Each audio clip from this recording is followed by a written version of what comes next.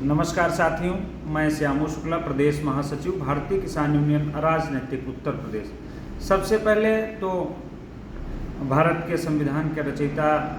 संविधान के शिल्पकार, भारत रत्न बाबा साहेब डॉक्टर भीमराव अंबेडकर की 135वीं जन्म जयंती की आप सभी को बधाई। साथियों, आज बाबा साहब की जन्म जयंती के शुभ अवसर पर पूरे देश में बाबा साहब को मानने वाले, संविधान को मानने वाले लोगों के द्वारा विभिन्न तरहों से जन्मोत्सव मनाया जाता है, रैलियां निकाली जाती हैं, अमीर गुलाल खेला जाता है, ढोल नगाड़ों से अपने उत्साह को प्रदर्शित किया जाता है, सड़कों पर प्रसारित किया जाता है। उसी के क्रम में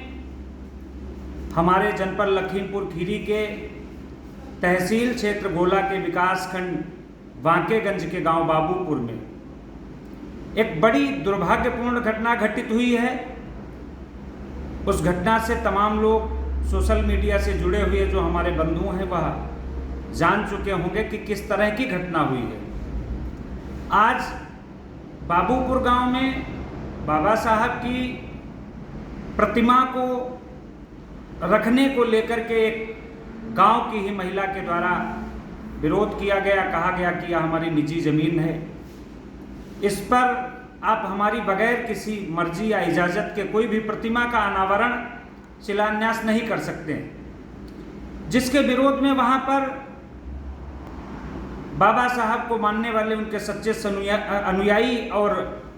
रात दिन भारत के संविधान की उस पुस्तक को सड़कों पर लेकर के घूम करके यह बताने वाले कि भारत देश में अगर कोई संविधान को मानने वाला है, अगर कोई संविधान को पूजने वाला है तो हम लोग हैं। सिर्फ यह बताने के लिए वो लोग वहां पर एकत्रित थे जो बाबा साहब को चाहने वाले, मानने वाले और संविधान को पूजने वाले लोग। लेकिन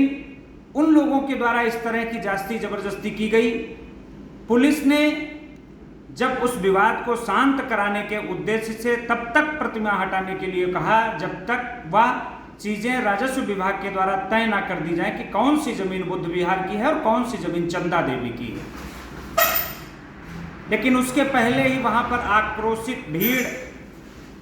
और भीड़ का नेतृत्व करने वाले लोग उस भीड़ पर, उस समूह पर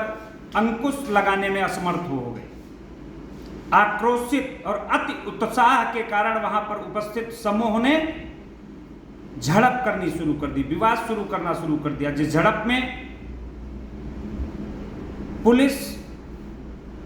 को बचाव के पक्ष में, शांति व्यवस्था बनाए रखने के उद्देश्य से, लाइन ऑर्डर को बनाए रखने के उद्देश्य से पुलिस को हल्का फुल्का बल का प्रयोग करते हुए भीड़ को तितर बितर करना पड़ा। तितर बितर होने के बाद में वह भीड़ जो थी, वहां पर लोग जो थे और आक्रोशित हुए और उस आक्रोश के कारण राज्य सरकार की पता नहीं कितनी संपत्ति का नुकसान कर दिया, आगजनी कर दी, तोड़फोड़ कर दी, पत्थर बरसाए। इस तरह से अराजकता का माहौल पैदा कर दिया उन लोगों ने जो लोग यह सिर्फ बताने के लिए आए थे कि हम संविधान को मानने और संविधान को पूजने वाले लोग हैं, जिन्होंने संविधान का सरेआम कत्ल कर दिया।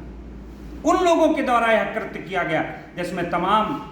उत्तर प्रदेश के पुलिसकर्मी जख्मी हुए हैं, चोटिल हुए हैं, उनका उपचार चल रहा है। जिस चंदा देवी की जमीन पर जबरन मूर्ति रखने की बात कही जा रही है, उनके भी बारे में कोई तो बता रहा है कि काफ़ी गंभीर है, उनका इलाज चल रहा है, कोई बता रहा है कि हैं ही नहीं। तरह तरह की सोशल मीडिया के जरिए से खबरें आ रही हैं।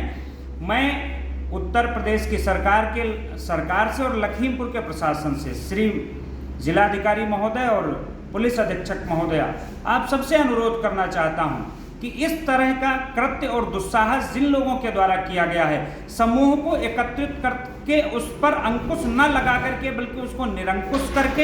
एक जन्मोत्सव के दिन, महोत्सव के दिन, जिस दिन पूरे देश में उत्सव हो रहा है, बाबा साहब के जन्मदिन का उत्सव मनाया जा रहा है, उस दिन अराजक तत्वों के द्वारा इस तरह की घटना को करना एक समाज के लिए बहुत ही गंदा संदेश। और साथ ही साथ भविष्य में जब कोई अन्य लोग इस तरह के आयोजन के संबंध में प्रशासन के पास रैलियों की अनुमति लेने जाएंगे, किसी सभा की अनुमति लेने जाएंगे, तो करेगा तो एक, लेकिन भरना सारे सामाजिक संगठनों को पड़ेगा, सारे संविधान के मानने वाले लोगों को पड़ेगा। मेरा अनुरोध है प्रशासन से कि ऐसे लोगों को विरुद्ध कठोर कार्रवाई करें, ताकि यह एक नज़ीर बन सके और भविष्य में फिर दोबारा ऐसी घटनाएं ना होनी पाए। पिछले कुछ वर्षों से लखीमपुर में कैसी नज़र लगी है, किसकी नज़र लगी है, आए दिन उस क्षेत्र में कोई ना कोई बड़ी घटनाएं घटित होती रहती हैं, जिनके वजह से हमारे लखीमपुर को प्रदेश स्तर पर, देश स्तर पर और कई बार विश्व स्तर पर तक भी कलंकित होना पड़ा है। इस कलंक से लखीमपुर को बचाने के लिए स्वच्छ वातावरण,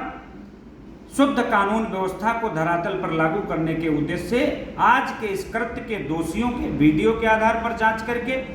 प्रपत्रों की जांच करके कैसे यह इतना बड़ा बवाल हुआ, लाइव इंटेलिजेंस से इसकी निष्पक्ष जांच करा करके कठोरतम कार्रवाई की जाए, ताकि यह एक नजीर बने और भविष्य में ऐसी घटनाएं न घटित होने पाए। इन्हीं शब्दों के साथ जय हिंद, जय भारत, जय जवान, जय किसान, जय संविधान।